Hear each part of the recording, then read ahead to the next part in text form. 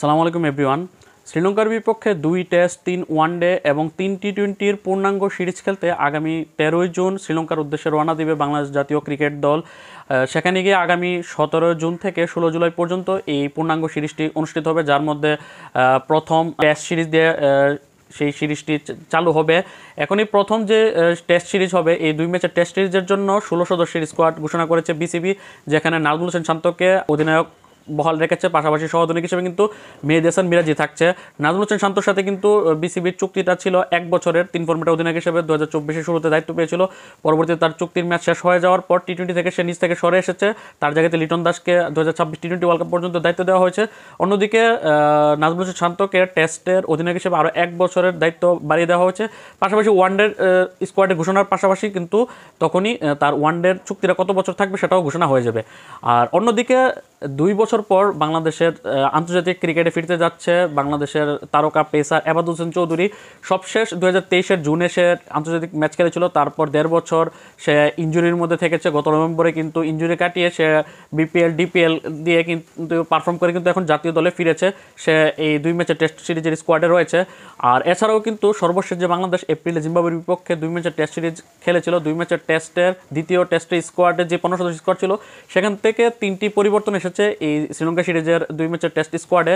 ওই 3টি পরিবর্তনের মধ্যে প্রথম পরিবর্তনটা হয়েছে গত টেস্টের স্কোয়াডে থাকা 3 ওপেনার সাদমান, এনামুল হক এবং মাহমুদুল হাসান জয়ের মধ্যে একটি পরিবর্তন এসেছে। মাহমুদুল হাসান জয় যেহেতু দীর্ঘদিন যাবৎ সে ওপেনিংয়ে পারফর্ম করতে পারছে না, তারা বাদ দিয়েছে। তার জায়গাতে তারা গত সিরিজের স্কোয়াডে না থাকা উইকেট কিপার পারসন লিটন দাসকে দলে নিয়েছে। সবশেষ যেই স্কোয়াড ছিল সেখানে কিন্তু 2 ম্যাচের টেস্ট সিরিজে জিম্বাবুয়ের বিপক্ষে লিটন দাস ছিল না, কারণ তাকে পিএসএল করাচি কিংসের জন্য খেলার জন্য তাকে এনওসি দেওয়া হয়েছিল। যদিও সেখানে কোনো ম্যাচ না খেলে ইনজুরি হয়ে কিন্তু দেশে ফিরে এসেছিল। টেস্ট স্কোয়াডের দ্বিতীয় যে পরিবর্তনটা এনেছে বিসিবি, দ্বিতীয় পরিবর্তনটা হচ্ছে সর্বশেষ জিম্বাবুয়ের বিপক্ষে দ্বিতীয় টেস্ট স্কোয়াডে থাকা বাতি স্পিনার তানভীর ইসলামকে তারা বাদ দিয়েছে। সে কোনো ম্যাচ না খেলে বাদ পড়েছে। তার জায়গাতে এখানে শ্রীলঙ্কার বিপক্ষে টেস্ট স্কোয়াডে ডাক পেয়েছে বাতি স্পিনার হাসান মুরাদ। এবং তৃতীয় পরিবর্তন হিসেবে সবশেষ টেস্ট সিরিজের দ্বিতীয় ম্যাচে না থাকা ডানাতি পেসার নাহিদ রানা এই স্কোয়াডে ফিরছে। তার জায়গাতে বাদ পড়ছে গত দ্বিতীয় স্কোয়াডে অভিষেক হওয়া তানজিম হাসান সাকিব। এটাকে নিয়ে সমালোচনার যথেষ্ট সুযোগ রয়েছে, কারণ তানজিম সাকিব গত সিরিজের 2 ম্যাচের স্কোয়াডই ছিল, যার মধ্যে দ্বিতীয় ম্যাচে কিন্তু তার অভিষেক হয়েছিল এবং অভিষেক ম্যাচে কিন্তু সে ভালোই পারফর্ম করেছে। 10 ওভার 49 রান দিয়ে 1 উইকেট শিকারের পাশাপাশি কিন্তু ব্যাট হাতে 80 বলে 41 রানে একটা ভালো ইনিংস খেলেছে। তারপরে কোনো কারণ ছাড়াই কিন্তু তাকে বাদ দেওয়া হয়েছে শুধুমাত্র নাহিদ রানাকে স্কোয়াডে আনার জন্য। তারা চাইলে কিন্তু স্কোয়াডটি 17 সদস্যের করে কিন্তু তারা এখানে তানজিম সাকিবকে রাখতে পারত। এখন যদি আসে যে এই 16 সদস্যের যে স্কোয়াডটা শ্রীলঙ্কার বিপক্ষে টেস্ট স্কোয়াডে কারা কারা এখানে রয়েছে, এই শ্রীলঙ্কার বিপক্ষে 16 সদস্য স্কোয়াডের মধ্যে মাত্র 2 জন ওপেনার ব্যাটসম্যান রয়েছে, সাদমান ইসলাম এবং এনামুল হক বিজয়। সেটা নিয়ে বিস্তারিত কথা বলবো আমি সামনে। 6 জন মিডল অর্ডার ব্যাটসম্যান রয়েছে, তারা হচ্ছে wicket keeper batsman Liton Kumar Das, top order batsman Najmul Hossain Shanto, middle order batsman Mominul Haque, এছাড়া রয়েছে wicket keeper batsman Mushfiqur Rahim, Maijul Islam Ankon এবং জাকের আলী অনিক। এই দলের মধ্যে একমাত্র অলরাউন্ডার হিসেবে রয়েছে ভাইস ক্যাপ্টেন স্পিন অলরাউন্ডার মেহেদী হাসান মিরাজ। 3 জন জেনুইন স্পিনার রয়েছে, তারা হচ্ছে বাতি স্পিনার তাইজুল ইসলাম এবং বাতি স্পিনার হাসান মুরাদ এবং ডানাতি অফ স্পিনার নাইম হাসান। এবং 4 জন পেসার, সবাই ডানাতি পেসার, তারা হচ্ছে নাহিদ রানা, হাসান মাহমুদ, খালেদ আহমেদ এবং এবাদত হোসেন চৌধুরী। এখানের মধ্যে সমালোচনার 2টা সুযোগ আছে এই স্কোয়াডের মধ্যে। 16 সদস্য স্কোয়াডের মধ্যে 2টি আসলে চোখে পড়ার মতো যেই ভুল, সেগুলো হচ্ছে গত সিরিজের যে জিম্বাবুয়ের বিপক্ষে প্রথম টেস্টে স্কোয়াডে ছিল সাদমান, জয় এবং জাকির, যেখানে সাদমান জয় ওপেন করেছিল, জাকির ব্যাকআপ ওপেনার হিসাবে ছিল। পরবর্তীতে তারা দ্বিতীয় টেস্ট স্কোয়াডে জাকিরকে বাদ দিয়ে এনামুল হক বিজয় কিনেছিল। তারপর এনামুল বিজয় এবং সাদমান ইসলাম অনিক কিন্তু ওপেন করেছে, ব্যাকআপ হিসেবে ছিল মাহমুদুল হাসান জয়। জিম্বাবুয়ের বিপক্ষে সিরিজে আলাদা আলাদা 2টা স্কোয়াডের মধ্যে প্রথম টেস্ট স্কোয়াডে 3 জন ওপেনার ব্যাকআপ সহ, দ্বিতীয় টেস্ট স্কোয়াডে 3 জন ওপেনার ব্যাকআপ সহ থাকলেও এখানে শ্রীলঙ্কার বিপক্ষে সিরিজে 2 টেস্টের জন্য কোনো ব্যাকআপ ওপেনার রাখা হয়নি। শুধুমাত্র সাদমান এবং এনামুলি কিন্তু মেইন ওপেনার হিসেবে থাকছে, এখানে ব্যাকআপ ওপেনার তারা রাখেনি।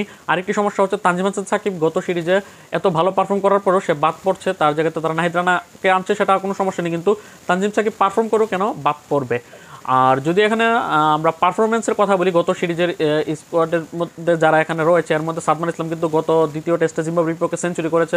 এনামুল বিজয় কিন্তু তার কামব্যাক টেস্ট ম্যাচে কিন্তু 39 রানের মোটামুটি একটা ভালো শুরু করেছিল।